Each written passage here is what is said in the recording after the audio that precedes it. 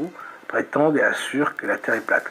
Ce qu'on peut dire par contre, c'est qu'au niveau de l'hémisphère sud, il y a un gros problème. Au niveau de la structure de la planète, il y a un gros problème, on ne veut pas nous montrer. Il faut savoir aussi que le traité de l'Antarctique, parce que si la Terre est plate, le pôle sud devient en fait l'extrémité de toute la Terre. Et c'est vrai qu'il est strictement interdit de descendre au sud du 60e degré dans l'hémisphère sud. Ça veut dire que toute cette zone-là est interdite, impénétrable et réservée aux scientifiques et aux militaires. Alors on va vous dire que c'est pour des raisons écologiques, si vous voulez, d'écologie. Mais ce traité date de 1959. Il est très étonnant qu'à l'époque, c'était une préoccupation pour ces pays-là. Surtout, il est très étonnant que depuis tout ce temps-là, les sociétés comme Total, les grandes multinationales qui pourraient exploiter le pétrole, etc., n'ont jamais eu accès à ce territoire.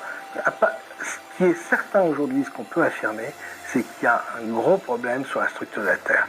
N'oubliez pas que la vision du monde que nous avons est la vision que les agences spatiales du monde entier nous donnent, et que ce sont des visions de militaires. Les agents de la NASA connaissent parfaitement le fonctionnement du cerveau humain et savent parfaitement manipuler l'esprit humain. Les psychologues sont des enfants de cœur à côté de ces gens-là, et ils utilisent cette connaissance pour nous montrer et nous faire croire ce qu'ils ont envie que nous croyions. L'absence de photos indiscutables, authentiques, de la Terre, de l'espace, pose vraiment problème. On peut supposer que la NASA détient des photos qu'ils ne veulent pas nous montrer. Ont-ils découvert que la Terre était plate? Parce que l'importance de ces missions dans les années 50, c'était que jusque dans les années 50, on n'avait aucune photo de la Terre. Les hommes savaient que la Terre était ronde, qu'elle tournait sur elle-même, qu'elle tournait autour du Soleil, mais il n'en existait aucune preuve. Et avec les progrès technologiques, il fallait donner aux êtres humains une représentation crédible de la Terre.